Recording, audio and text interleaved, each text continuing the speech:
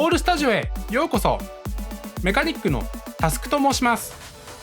今回は HG144 分の1ガンダムエアリアルを作っていきます。模型ライト支援砲撃。ランナーは全部で7枚。特徴は胸部のシェルユニットの発光状態をインモールド成形で再現したパーツが付属。通常のクリアパーツも付属していて、太ももや背中のシェルユニットはクリアパーツとホイールシールで再現します。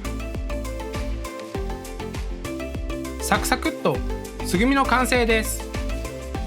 HG ながらエアリアルの複雑なデザインがよく再現されていて、墨入れするだけでも化けるコスパの高いキットですね。青いビームブレードは特徴的ですが、ビームサーベルも平たい特殊な形状をしています。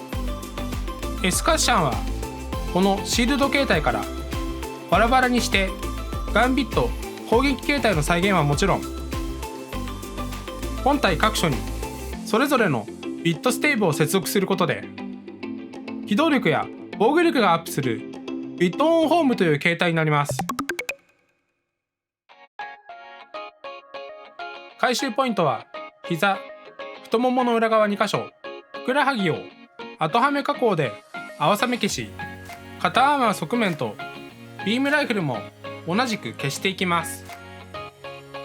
バックパックに1箇所隠れていますが、ここは見なかったことにしましょう。肉肉には足の裏側や足首付近を重点的に各所、あとはアンテナのシャープ化。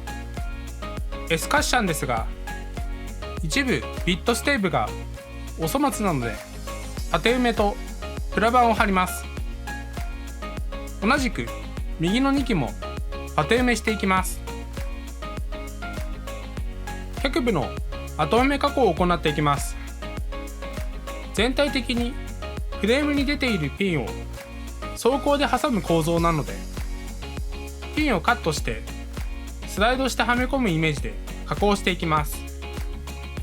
まずはふくらはぎから。内部のフレームをカットソーでマーキングしたラインに沿ってカットしていきます。可能な限り上部の出っ張りに沿って慎重にカットします。次に側面のピンを2箇所カットすれば、フレーム部分を下からスライドする後はめ加工が完了です。断面はこんな感じになります。続いて膝部分を行っていきます。まずは側面のピンを2箇所カット。円形部分の前面部両側をカットします。これでキャップする感じで膝の後はめ加工が完成です。ラスボス太ももの後はめ加工です。2段階に分けて加工していきます。まずは真ん中の半円2箇所をカット。次に推進ユニットをラインに沿って切り離します。また真ん中のピンの両側2箇所をカット。上部前面の出っ張りもカットします。今度はフレームパーツを挟み込む四角の受け部をそれぞれ下の部分だけカットします。これで第1段階としてフレームを下から差し込む形ではめ込むことが可能になりました。ただこのまんまだとクリアパーツが取り出せないので、中で組み込めるように加工します。まずはこのラインに沿って2つに分割します。先に横のピンをカットしてカットソーで慎重にカット。もう一方のピンもカットして受け軸のある方のパーツの上部を斜めにカット。次に外側走行パーツの前面上部の大きなピンとダボが邪魔なのでカットしていきます。これで準備完了です。受け軸のあるクリアパーツを斜めに入れ込んで受け軸に押し込みながら回転させてロック。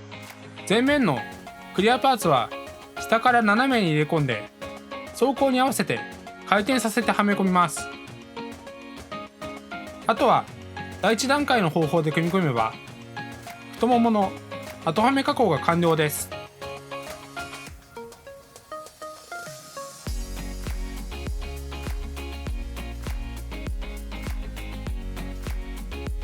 カットしたパーツの断面を着色して並べましたので参考にしてください。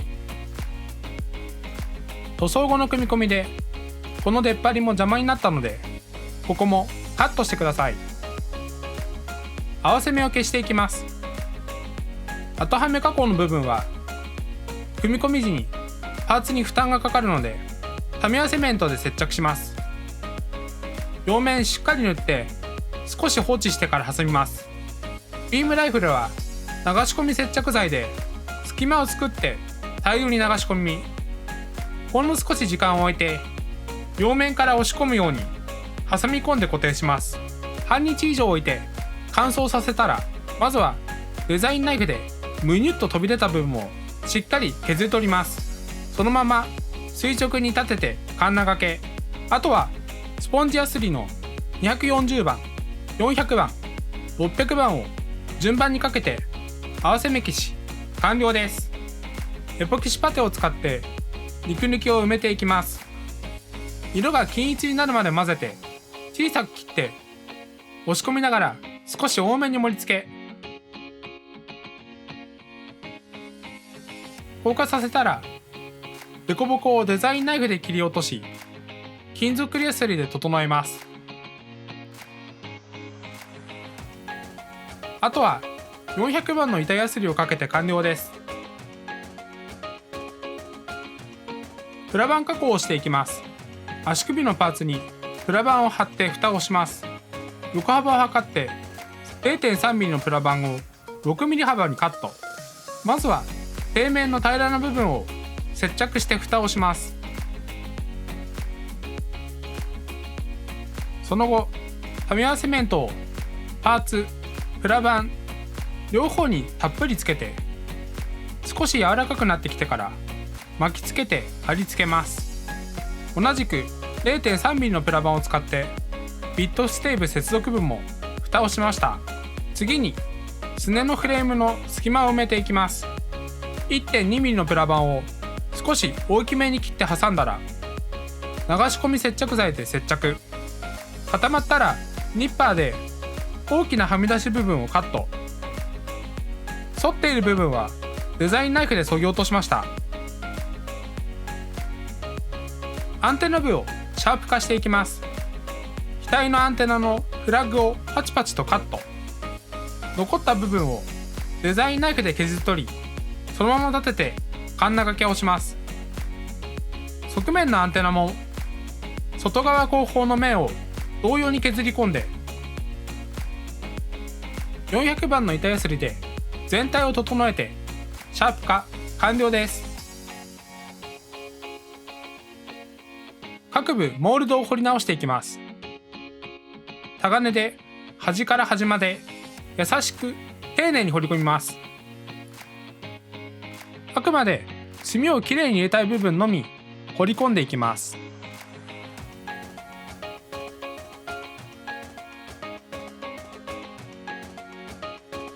次に製面処理です。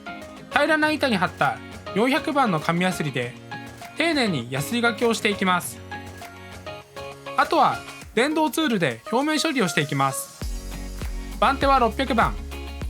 可能な限り面に沿ってかけることで全体がシャープに仕上がります。電動は圧倒的に早く均一にヤスリがけができるのでおすすめです。塗装の下準備をしていきます。まずはパーツを洗って削りカスを落としていきます。パーツが乾燥したらエアブラシでサーフェイサーを拭くために持ち手にパーツをつけていきます。基本は1200番のグレーサフ、垂れない程度にしっかり均一に拭いていきます。発色を良くするために赤いパーツにはピンクサフ、黄色のパーツにはイエローサフを吹きました。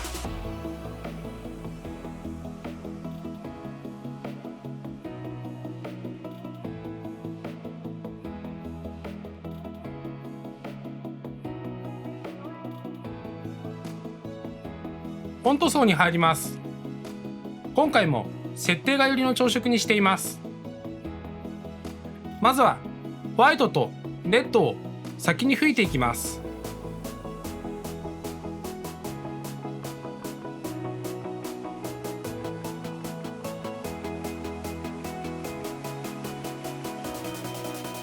次にビームライフルのセンサーを吹いたら、塗り分けのためマスキングをしていきます。マスキングには付属のシールを活用していきます。気密性はマスキングテープに劣るので、しっかり爪楊枝等で押さえ込みます。入り組んだ場所などアイディア次第でかなり使えるので、作業時間の短縮のため積極的に使っています。もちろん周りはマスキングテープでカバーします。マスキング箇所の塗装は薄く拭いて乾燥を繰り返すことで、テープを侵食せず境界がシャープに仕上がります。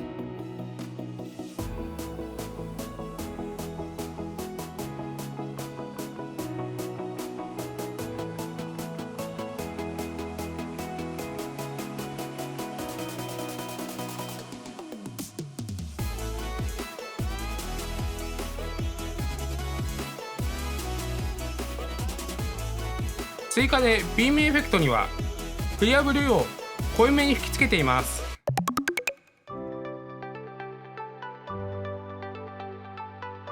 まずはマスキングを剥がして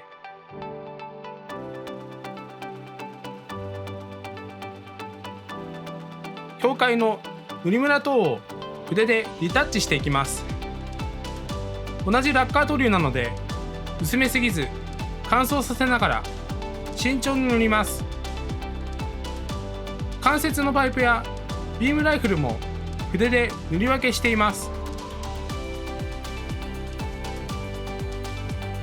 次にエナメル塗料のブラックでダクト等の黒い部分を塗っています。インモールド成形のパーツは側面から入る光がコントラストを落としているので、同じエナメルブラックを塗って引き締めてみました。墨入れは定番のタミヤの墨入れ塗料を使っていきます。白いパーツのみダークグレーで、他はブラックで墨入れしています。墨が乾いたら模型用の綿棒にエナメル溶剤を染み込ませてはみ出し部分を拭き取っていきます。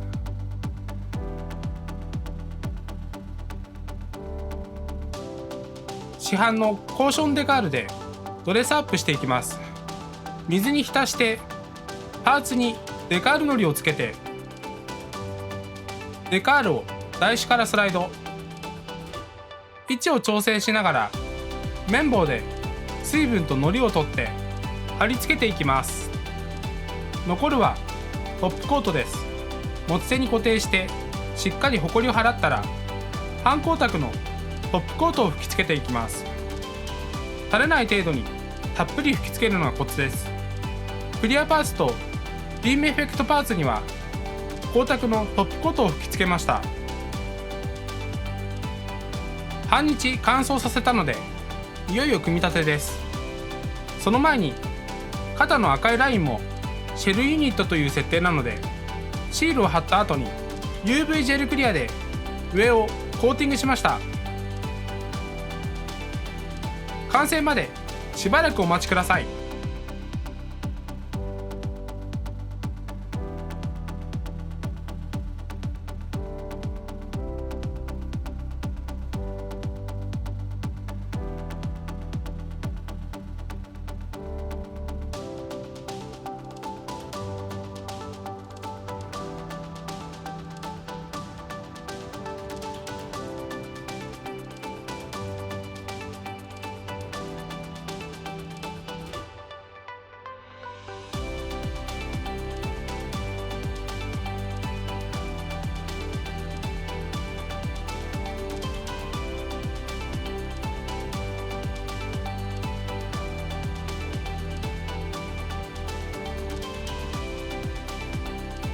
お待たせしました。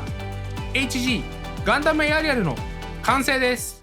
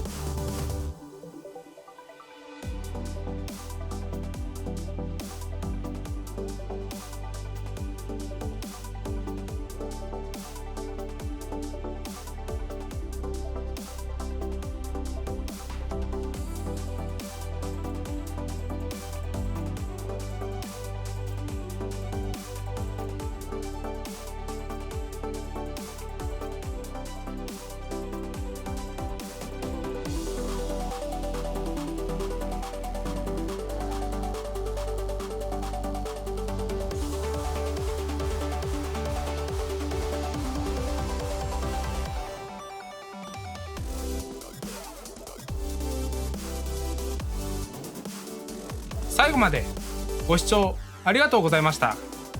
よろしければチャンネル登録と高評価をお願いします。ボルスタでは全塗装でサクサクと制作する模様をお届けしています。未熟なところもあると思いますが、皆さんの制作モチベーションが上がってくれたら最高です。水星の魔女、毎週楽しみですね。しばらく水星の魔女のガンプラを積極的に作っていきますので、今後もよろしくお願いいたします。